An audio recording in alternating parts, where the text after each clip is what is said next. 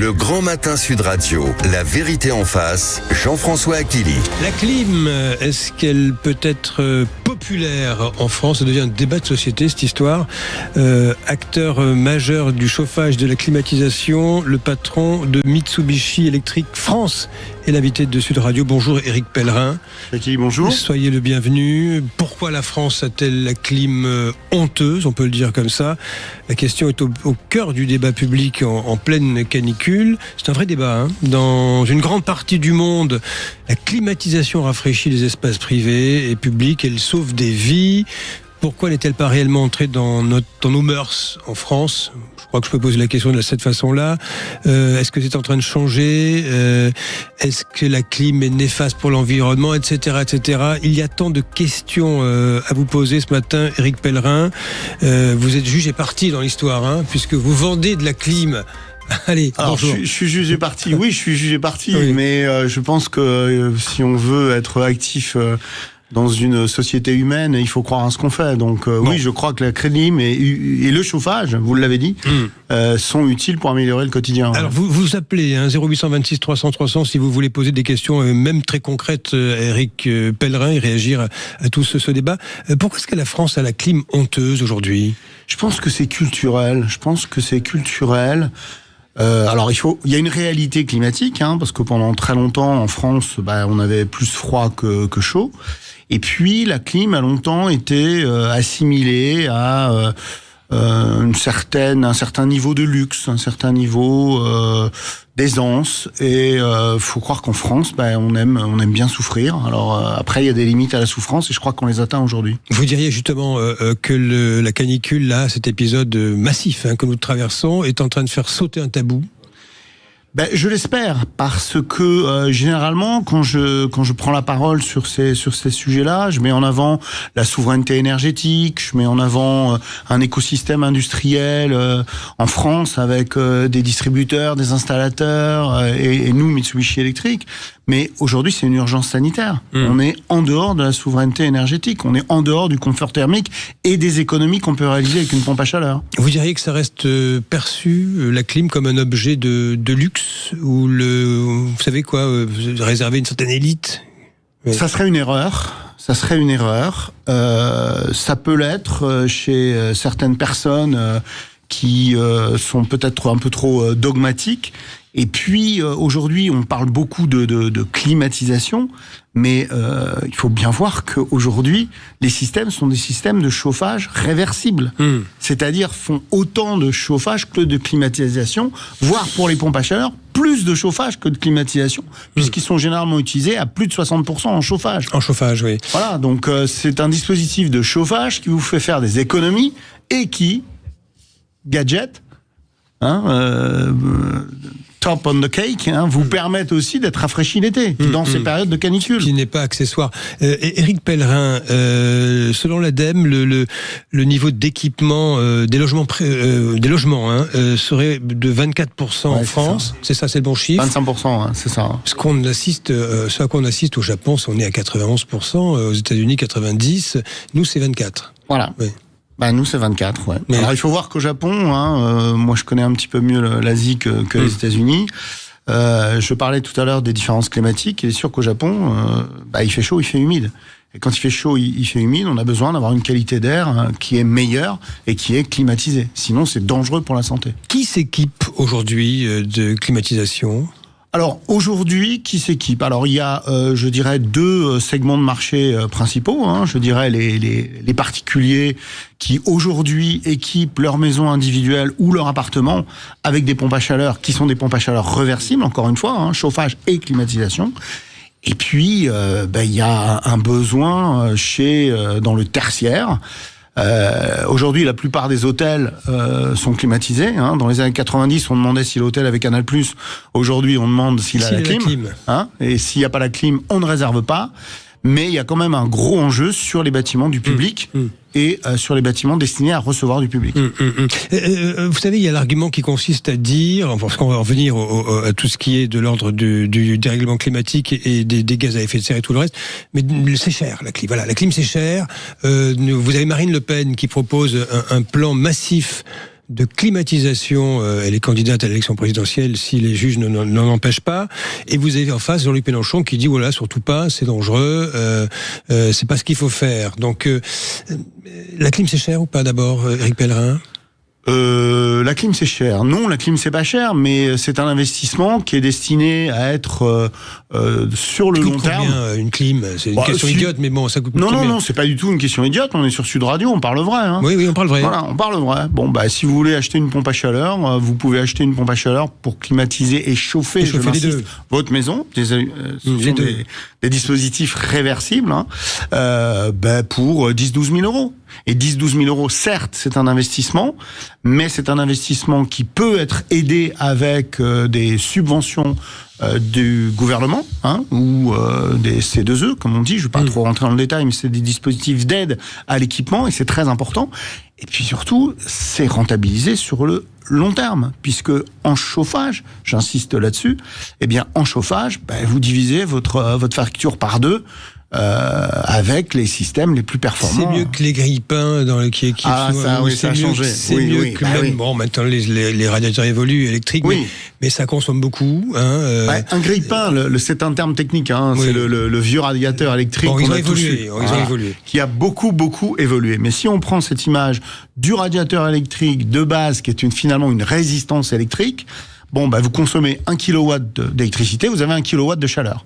Avec une pompe à chaleur Mitsubishi électrique ou autre, il y a des très bons. Oui. Voilà.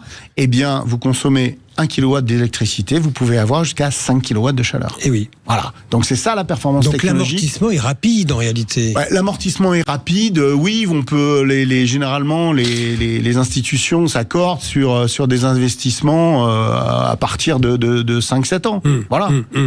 Yves, vous nous appelez de Strasbourg. Bonjour, soyez le bienvenu. Oui, bonjour. Voilà, Éric Pellerin écoute avec beaucoup d'attention votre intervention.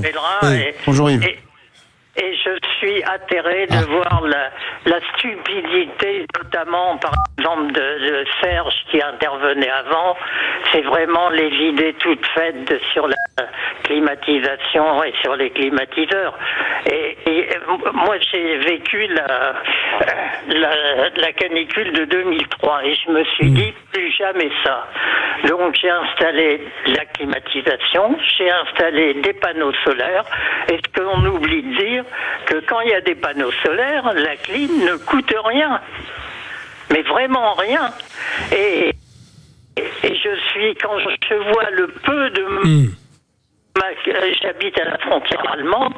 Quand je vois les panneaux solaires en Allemagne et en France, ils sont en retard peut-être sur l'atomique, mais sur le nucléaire, mais sur les panneaux solaires, ils ont 20 ans d'avance. Et il y a des fermes et des villages en forêt noire qui sont complètement autonomes et qui ont la clim, bien sûr. Merci.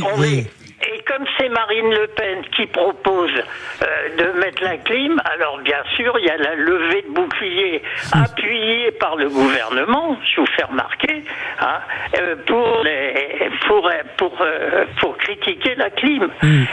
Et je vois les bâtiments publics autour de chez moi, les écoles où les gosses crèvent de chaud. Alors non seulement il y a les histoires de périscolaires, mais en plus on les met dans des étuves à longueur de journée. Et c'est pareil pour les vieux. Moi, là, je viens recueillir 2 vieux dans ma maison.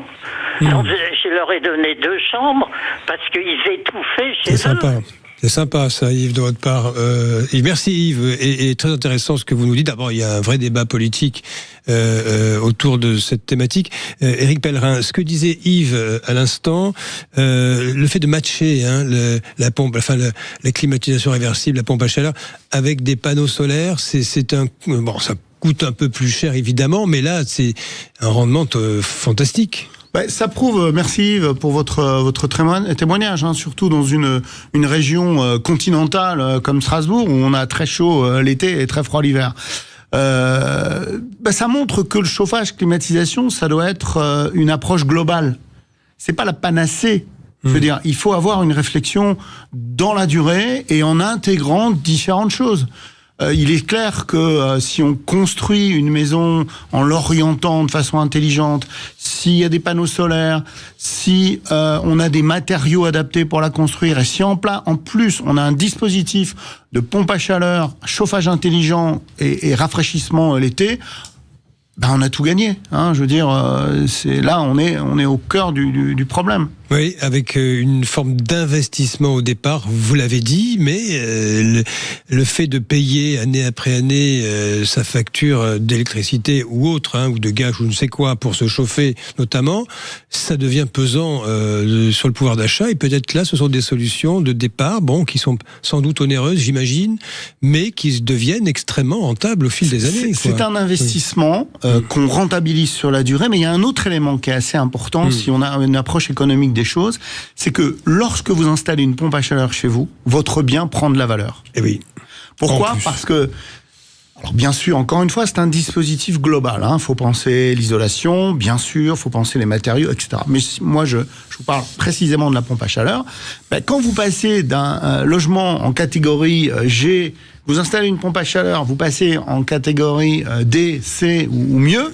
Et soudain, votre bien immobilier a pris une valeur estimable. A pris une valeur estimable qui est évaluée entre 7 et 10%. 7 à 10%, vous voyez le rendement que ça a. Éric Pellerin, vous restez avec nous pour apporter des réponses très concrètes à toutes ces questions. Je sais qu'Éric veut intervenir depuis Metz. Patientez Éric, ça va être à vous dans un court instant après la pause. Nous restons avec le directeur général de Mitsubishi Electric France sur ces questions de guerre de religion autour de la climatisation avec, je le répète, des réponses extrêmement concrètes. À tout de suite pour la suite de La Vérité en face. Le Grand Matin Sud Radio, La Vérité en face. Jean-François Akili. La climatisation, est-ce la bonne idée ? Oui, non. Quelles sont les solutions ? Pourquoi est-ce que ce débat devient une guerre de religion en France ? Invité Éric Pellerin, directeur général de Mitsubishi Electric France, avec Éric Pellerin, avec vous des réponses souvent très concrètes. Et je vous en remercie sur un sujet quand même qui est hautement inflammable. Et bonjour à vous Éric, vous nous appelez de Metz, Éric. Oui, bonjour Jean-François. Bonjour. Quel est votre regard, vous, sur ce débat autour de la climatisation ? Qu'en dites-vous ? Écoutez, moi je trouve que c'est un faux débat, mais encore une fois, j'ai le sentiment que vous savez, c'est encore une fois les écologistes, le lobby écologiste qui fait des siennes. Et ça me fait penser au nucléaire à l'époque de Voynet, quand elle était ministre sous Jospin. Voyez, on en est maintenant. On avait de l'avance, on a pris du retard. Et c'est pareil pour la climatisation. Quand on voit l'augmentation des températures, je crois que ça devient nécessaire. Faut pas imaginer non plus que c'est hyper polluant, mais encore une fois, vous voyez, c'est politisé. C'est politisé par les écolos. Et puis moi ce qui me surprendrait pas, c'est que dans leur voiture, tous ces gens qui sont contre, je voudrais bien savoir s'ils n'ont pas une climatisation intégrée dans leur voiture. Dans la voiture, oui, bien sûr. Aujourd'hui, on peut plus s'en passer. On voit bien que le climat change. Regardez les températures que nous avons aujourd'hui. Moi, je suis dans l'Est, on va atteindre les 40, 41 degrés. Ah oui, avec le climat continental en plus, c'est vous. Oui. Vous avez une clim, vous, Éric ? Vous vivez avec la clim ou pas ? Non ? Alors, dans ma voiture, oui. Dans la maison, non. Et pour dormir, je peux vous dire qu'en ce moment, c'est très, très compliqué. Vous y songez ? Non, parce que j'ai une grande maison qui est ouverte. J'ai 6 mètres entre le sol et le plafond. Génial. Donc, c'est sympa. Mais par contre, je pourrais jamais climatiser avec une telle surface. Merci Éric pour ce regard depuis Metz, où il doit faire très chaud. Je vous souhaite bonne chance, Éric. Restez, parce que Éric Pellerin vous répond. Au fond, il faut adapter le système à chaque situation, Éric Pellerin. Oui, alors il faut adapter le système à chaque situation. Vous avez entièrement raison. Et merci Éric de Metz pour votre intervention. Ce qui est important quand on envisage d'installer un dispositif de chauffage et de climatisation, c'est bien sûr d'avoir un très bon installateur. Bien sûr, la marque fait la différence. On le voit aujourd'hui avec... on parle beaucoup de climatisation, donc on parle beaucoup de petits climatiseurs à roulettes. Voilà. On va parler vrai, mais je ne vais pas dire de gros mots, mais c'est pas bien. C'est pas bien. C'est dégueulasse. C'est dégueulasse. Voilà. C'est dégueulasse. Donc voilà, ce n'est pas bon pour l'environnement, c'est pas bon pour les particuliers, et c'est même pas bon pour votre porte-monnaie parce que ça vaut cher et c'est pas de la qualité. Oui. Mais quand on choisit une marque de qualité, quand on choisit comme Mitsubishi Electric ou d'autres, je dis pas, ce qui fait la différence, c'est l'installation, c'est l'installateur. Et Mitsubishi Electric a su fédérer autour de lui tout un réseau d'installateurs qui sont des gens formés, qui sont des gens de qualité et qui sont pas des vendeurs d'incitation fiscale. Vous savez, les gens qui vous disent ça va vous coûter 0, blablabla, bla, et qui finalement beaucoup, pas tous, heureusement, mais parfois, parce qu'il y a ce risque. Vous avez raison, Éric Pellerin, il y a de nombreux récits au fond, vous mettez un beau billet pour vous climatiser, puis vous avez des installateurs, on va dire, récents, qui ne connaissent rien, et qui vous sagouillent l'installation, et ça ne fonctionne pas au final. Et passez votre temps à faire de la maintenance et d'avoir des problèmes avec votre clim. C'est l'installateur, c'est aussi fondamental. C'est clé, et c'est pour ça que moi, c'est toute une filière autour de Mitsubishi Electric. C'est certes, nous avons la qualité de nos produits japonais, mais nous avons aussi la qualité de nos distributeurs, de nos installateurs, des logisticiens qui travaillent avec nous. C'est tout un écosystème autour de cette société. Et j'invite Eric, on a de très très bons installateurs dans la région Grand Est. Je serais surpris, quand bien même il a une forte hauteur sous plafond, qu'il n'y ait pas une solution qui soit envisageable pour sa maison. Vous placez votre marchandise. Non, pas du tout. Il peut prendre d'autres marques. On a le droit de ne pas choisir la qualité, monsieur Hakim. Merci. Éric Pellerin, question pour rebondir sur ce que disait Éric également depuis mai. Je ne sais pas si vous voulez, le DG de Mitsubishi Electric France a le droit de faire de la politique, mais quand il dénonçait une forme de lobby écologiste, il évoquait notamment le nucléaire, ce que d'ailleurs le nucléaire que Yves de Strasbourg a qualifié d'atomique, parce que ça veut dire que c'est un vieux débat en réalité. Bien cette sûr, histoire, ça date d'il y a très longtemps. Oui, vous pensez qu'il y a eu des freins politiques sur cette histoire ? Alors, je ne pense pas qu'il y a eu des freins politiques, je pense qu'il y a eu des atermoiements, et il y a eu une politique de stop and go qui a été très préjudiciable pour la France. Moi, ce que j'attends des politiques, et comme vous dites, ce n'est pas ni mon métier ni mon propos, mais ce que j'attends des politiques, c'est d'avoir de la vision et d'avoir de la pérennité dans cette vision. Parce que qu'on soit Éric de Metz, Yves de Strasbourg ou Jean-Pierre de Bretagne, ou Imanol du Pays Basque, eh bien, quand on fait un investissement, qu'on soit chef d'entreprise ou particulier, on a besoin d'avoir de la vision. Voilà. Et c'est ça que, en matière de nucléaire ou en matière d'équipement en chauffage climatisation, c'est ça que j'attends de nos politiques. De la vision, certes, et de la pérennité dans cette vision. Qu'est-ce que vous dites quand les élus de la gauche, peut-être les élus insoumis, décrivent, mais c'est à juste titre, qu'il y a des rejets de chaleur dans les villes, parce que vous mettez trop de blocs clim, ça va quand même surchauffer des villes déjà très minérales, et qui sont déjà surchauffées. Ce qui est un argument. Oui, bien sûr. Non, mais il faut entendre les choses. Il ne faut pas avoir de réponse dogmatique, c'est-à-dire d'avoir la réponse avant d'avoir la question. Moi, je ne suis pas dogmatique. Donc ça, c'est le mythe des puits de chaleur. C'est le mythe des puits de chaleur. Alors c'est sûr, quand on passe devant un magasin qui est climatisé, on passe, il y a un petit coup de chaud. Et on a entendu des chiffres complètement surréalistes, comme quoi les villes allaient augmenter de 2,5 degrés. Oui. Non. Donc là, non. Pardon ? Non. Donc non. Je dis non. Je dis non. Et je dis d'autant plus non que il est certes vrai que si on est dans un environnement très confiné, où on serait sur une courette où il y aurait que des unités extérieures, oui, ça rechargerait, ça produirait, ça produit pas de chaleur, mais ça recracherait de la chaleur. Oui, certes, mais dans un espace global, penser intelligemment, non, la température de la planète ou de la ville ne va pas prendre 2,5. C'est donc une solution pour vous qu'il faut matcher avec la projection qui est faite industrielle, c'est sur 20 ans, avec le développement du parc, notamment nucléaire, parce qu'il va falloir consommer beaucoup d'électricité entre ça, les data centers et le reste. Plus ça va aller, plus nous serons nombreux, plus nous consommons de l'électricité. C'est une évidence. C'est une évidence. Nous avons la chance en France, quand bien même j'ai fait remarque d'atermoiement, de stop and go, d'avoir un parc de centrales nucléaires qui est décarboné. L'enjeu, il est là. Donc j'ai eu la chance d'être invité à l'Élysée pour la présentation de l'équipe du plan d'électrification. Il est clair qu'il faut aller dans ce sens. Alors encore une fois, c'est un dispositif qui doit être global. Les énergies renouvelables, le nucléaire etc., etc. Tous ensemble. Merci Voilà. Éric Pellerin, directeur général de Mitsubishi Electric France, pour cet éclairage sur ce sujet hautement d'actualité. Bonjour Valérie Expert. Bonjour. Mettez-vous d'accord sur quoi? Écoutez, je ne vais pas vous étonner si je vous dis qu'on va continuer à parler canicule, climatisation, rafraîchisseur d'air, ventilateur.